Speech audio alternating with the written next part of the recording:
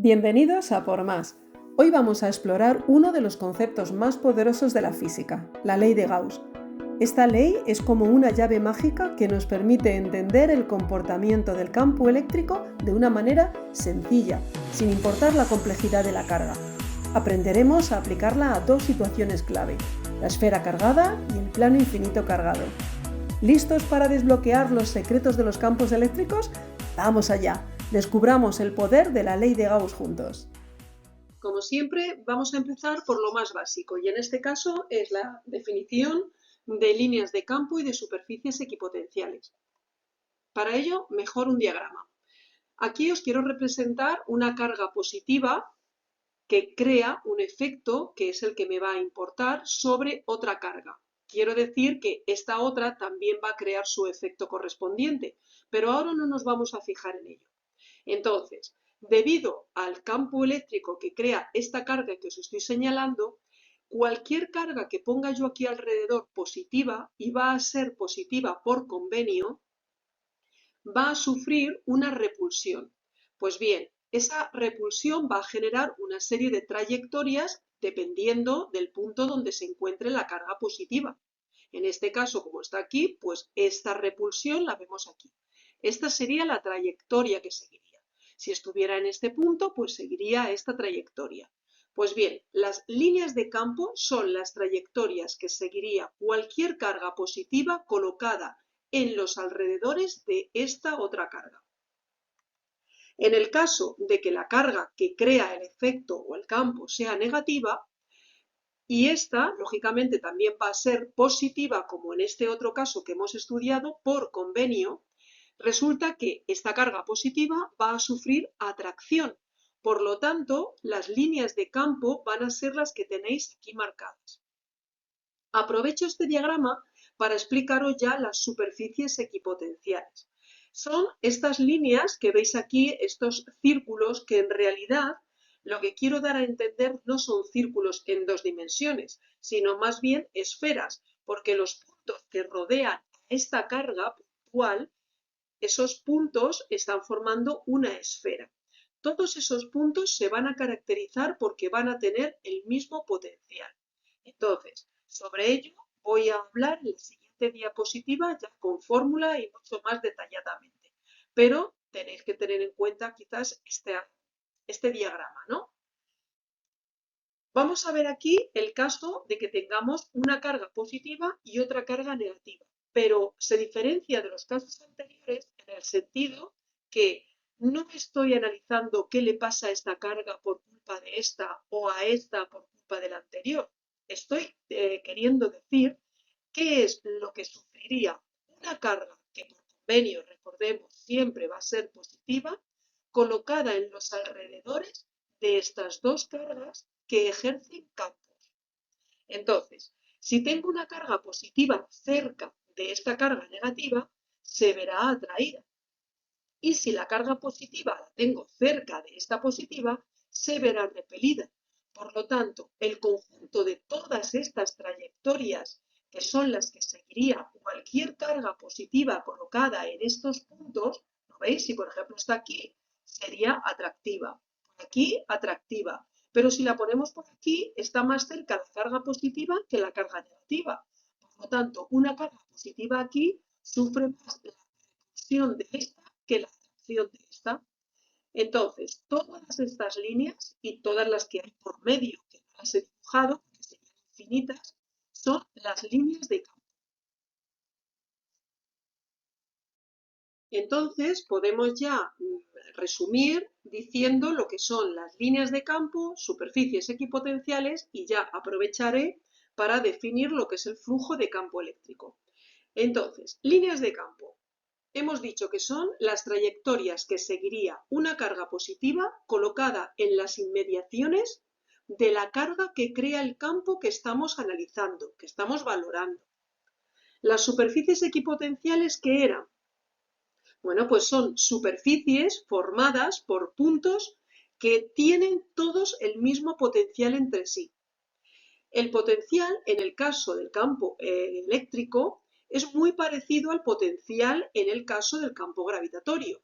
es igual a una constante que en el campo gravitatorio era G, 6,6 por 10 elevado a menos 11, pues aquí va a ser otra constante, 9 por 10 elevado a 9, como sabemos de la ley de Coulomb. Luego, en lugar de tener una masa, como en el caso del campo gravitatorio, tenemos la carga que crea el potencial.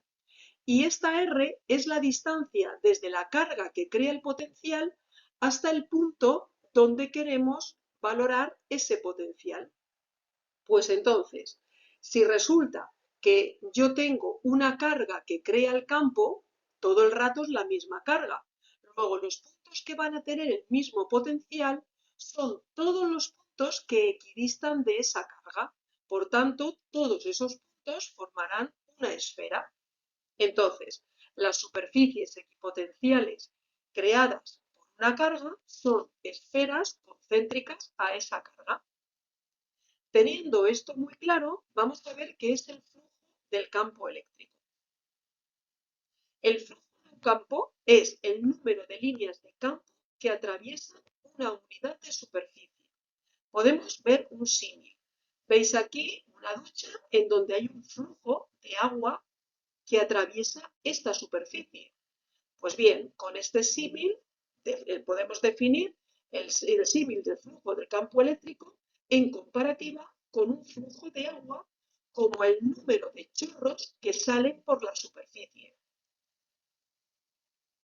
Una vez que tenemos la idea intuitiva de flujo de campo eléctrico, vamos a analizar la expresión matemática de la definición de flujo de campo eléctrico. Para ello, vamos a denotar diferencial de S como una unidad de superficie caracterizada por un vector ds.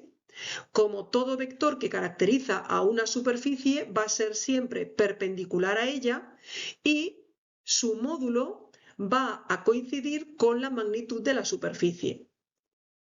En cuanto al campo eléctrico, vamos a denotarlo con la letra E, con carácter vectorial, lógicamente, y vamos a denominar diferencial de phi al flujo del campo eléctrico que crea la carga Q y que atraviesa un diferencial de superficie, al que me he referido aquí arriba.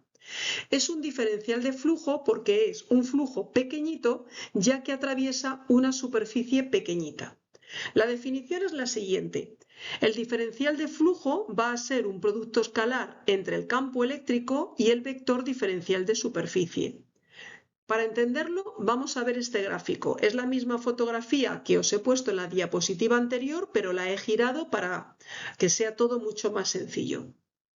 Si os dais cuenta, tenemos aquí una superficie, vamos a entender que es la diferencial de superficie, caracterizada por su vector, que os lo estoy señalando aquí.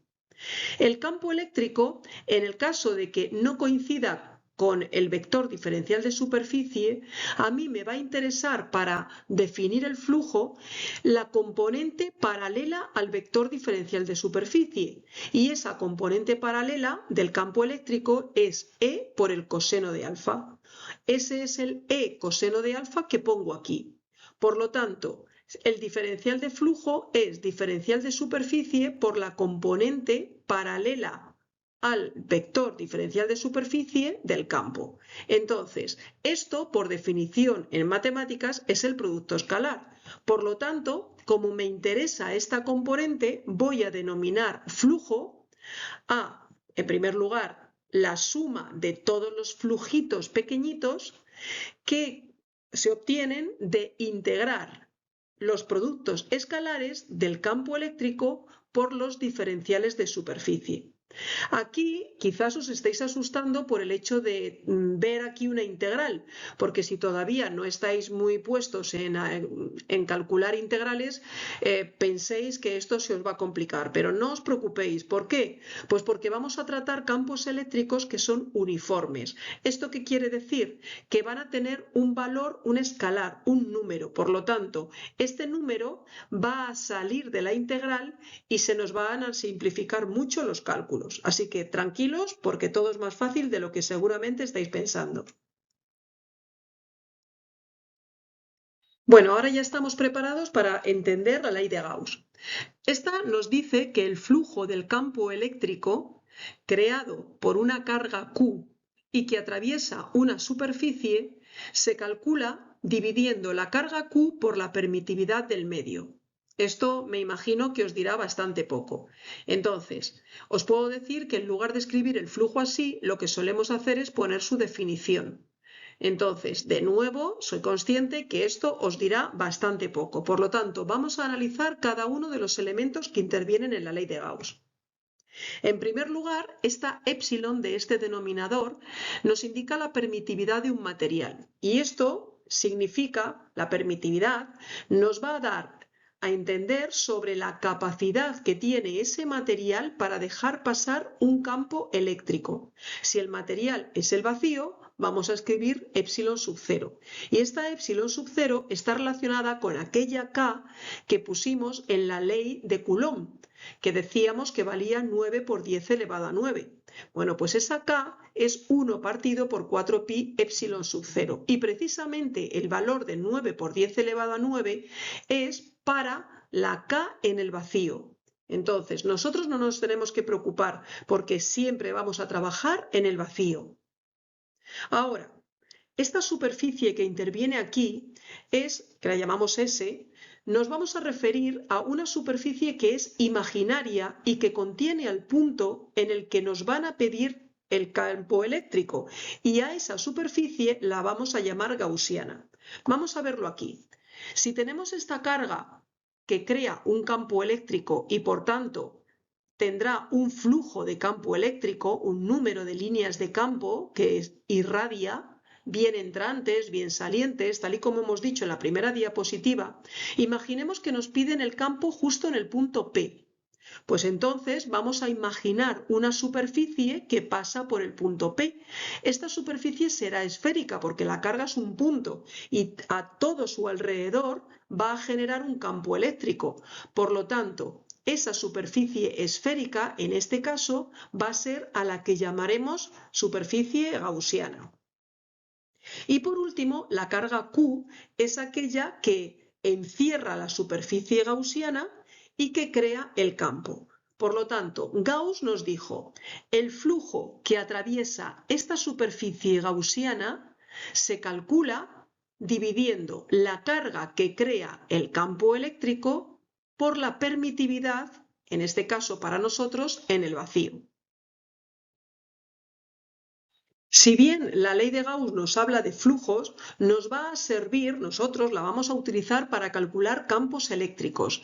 Por ejemplo, este es un caso que se nos puede dar perfectamente en Pau. Nos pueden plantear este problema. Calcula el campo eléctrico creado por una esfera maciza cargada uniformemente y que tiene radio R. El campo eléctrico nos lo pueden pedir en un punto situado a una distancia r del centro de la esfera, y esta distancia r puede ser fuera de la esfera, sobre la esfera o dentro de la esfera. Esta es la situación. Tenemos la distribución de carga, que os la he colocado aquí con una línea continua.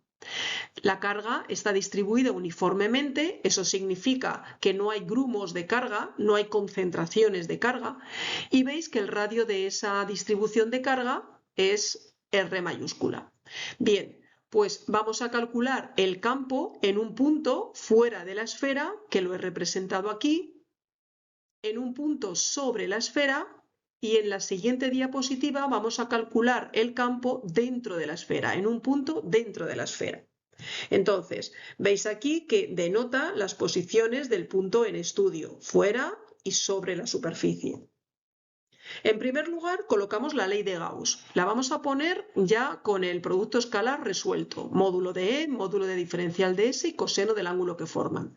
Como veis, tanto en este caso como en este otro, diferencial de S y campo eléctrico o flujo de campo eléctrico son paralelos.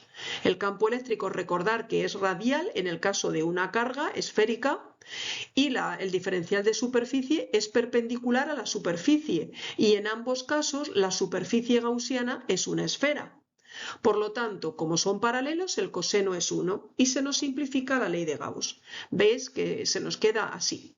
Ahora, otra simplificación de la ley de Gauss, y por lo que decía que no temierais a tener que resolver integrales, es porque el campo eléctrico es uniforme. Por lo tanto, ese campo eléctrico sale de la integral. Y ya me queda una integral de diferenciales de S. ¿Eso qué significa? Que sumo trocitos de superficie. Es decir, como yo estaba considerando el flujo en este punto, he considerado una diferencial de superficie, una superficie tan pequeñita como ese punto. Si yo ahora sumo todos los diferenciales de S de toda la gaussiana, me va a dar la superficie de la gaussiana. Por lo tanto, esa superficie va a ser 4πr², donde r es, recordemos, la distancia desde el centro de la esfera maciza hasta el punto donde queremos calcular el campo. Ahora, por la ley de Gauss, esto lo igualamos a la carga dividido por la permitividad en el vacío. Al dividir la superficie, pasarlo al otro miembro dividiendo, nos queda esta expresión. Y si 1 partido por 4πε lo sustituimos por una k, nos da que el campo eléctrico en un punto fuera de la superficie de la esfera, entonces nos va a dar, recordemos, lo que derivábamos de la ley de Coulomb, K por Q partido por R². Esta es la intensidad del campo eléctrico. En cuanto al vector, es radial y saliente.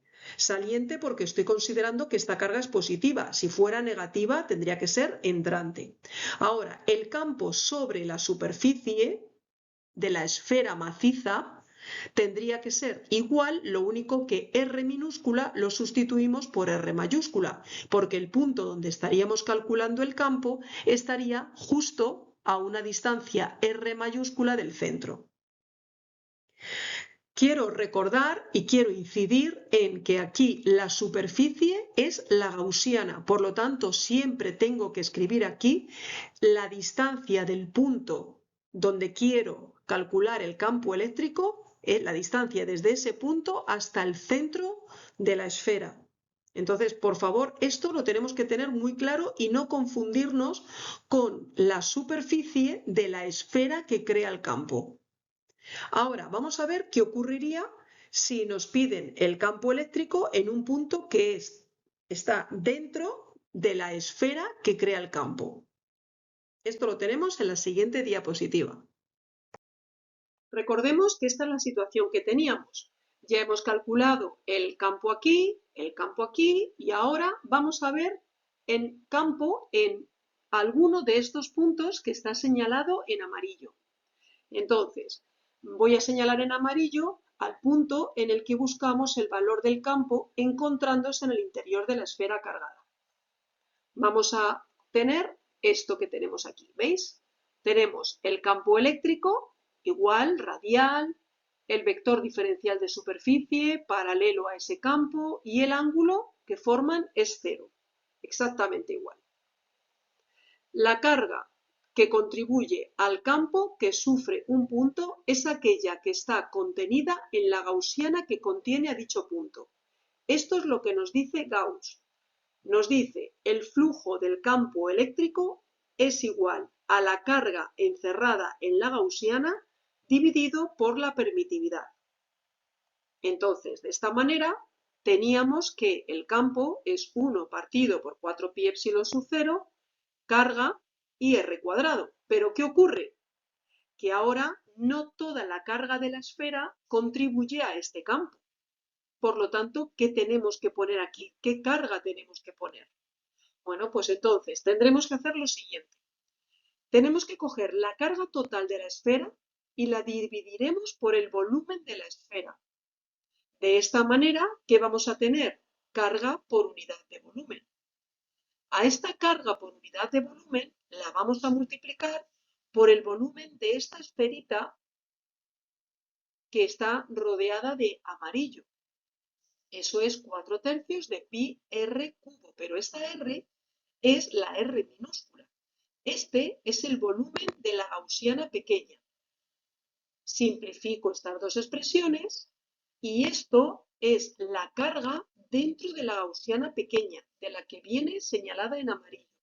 Por lo tanto, la carga que tengo que colocar aquí será r cubo partido por este r mayúscula al cubo, que operándolo me da 1 partido por 4πε sub 0, q mayúscula por r minúscula y r mayúscula al cubo.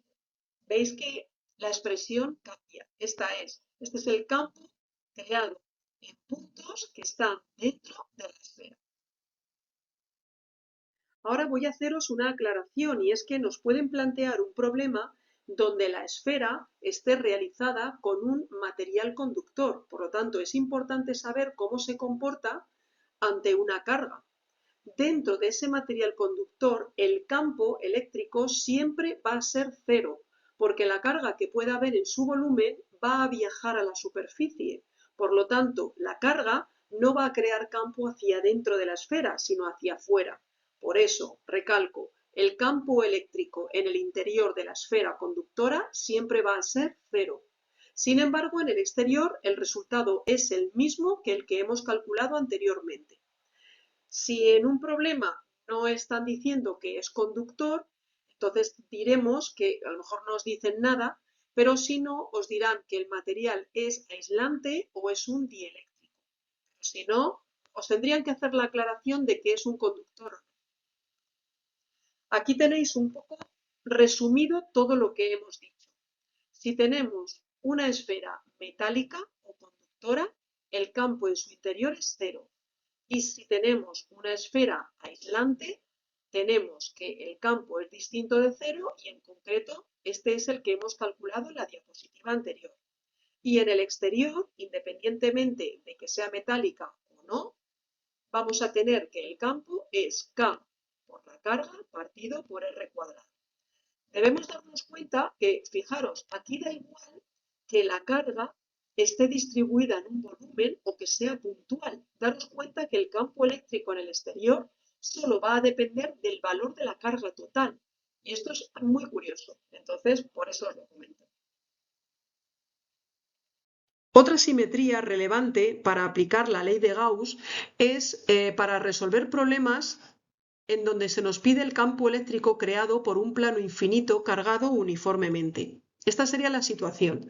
Tenemos un plano con una densidad superficial de carga, es decir, una carga por unidad de superficie que la llamamos sigma, y aquí os he dibujado el campo eléctrico. He reservado este lugar para explicaros el problema, pero tendríamos igualmente campo eléctrico saliendo por aquí y también por la parte de detrás del plano. Entonces, imaginemos que nos piden el campo pues por esta zona o por esta zona. ¿Qué haremos? Escogeremos una simetría cilíndrica. La gaussiana será un cilindro. Vamos a analizar cada una de las áreas que forman ese cilindro. Es decir, tenemos la tapa que llamo 1, la tapa 2 y el contorno del cilindro.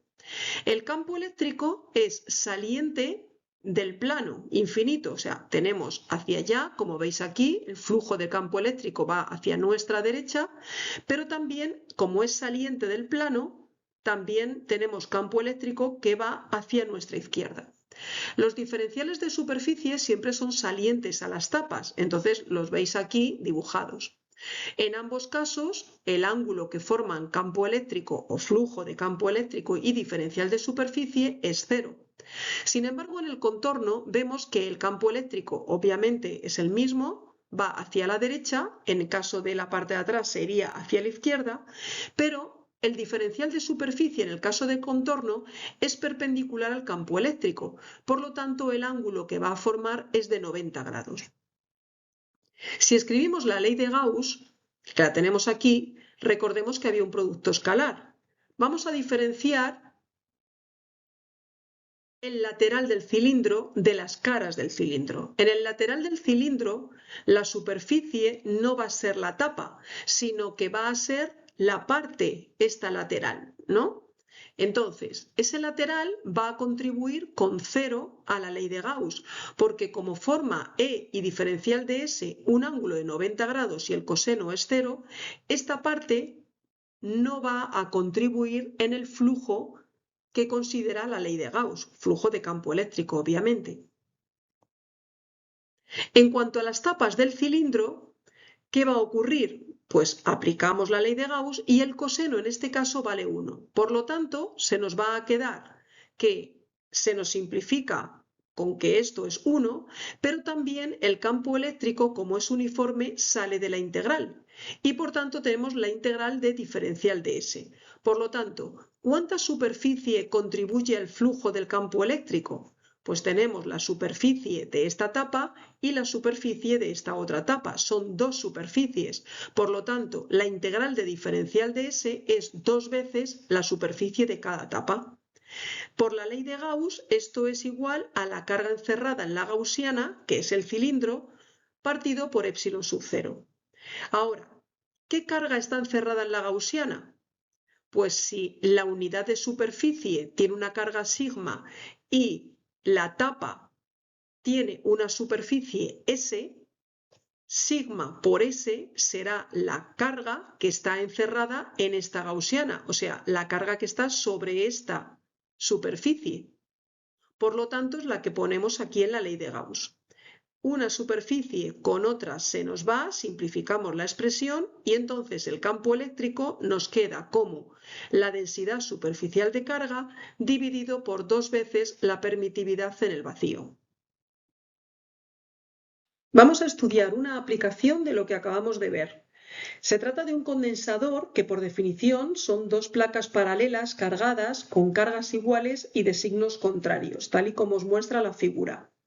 En el plano, que está cargado con menos sigma, con densidad de carga negativa, tenemos que las líneas de campo son entrantes en él. Sin embargo, las líneas de campo son salientes cuando el plano está cargado positivamente.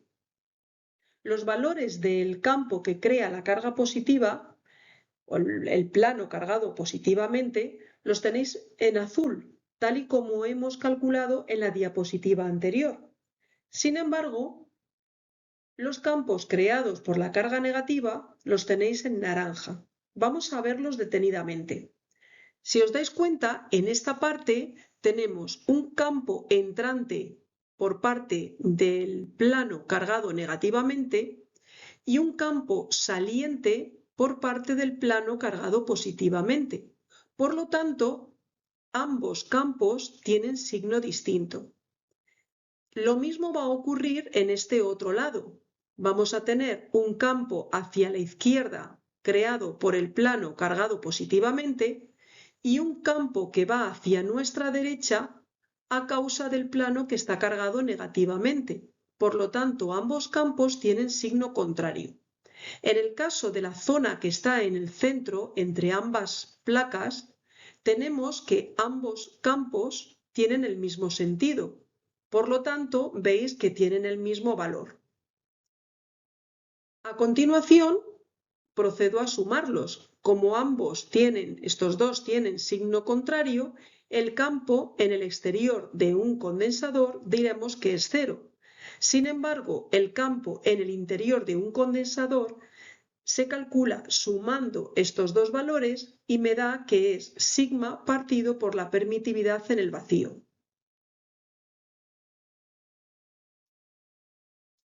Aquí tenemos la situación. Este sería un condensador, aquí tenemos una placa, aquí abajo tenemos otra. El campo en el exterior es 0 y el campo entre ambas placas es sigma partido por epsilon sub 0.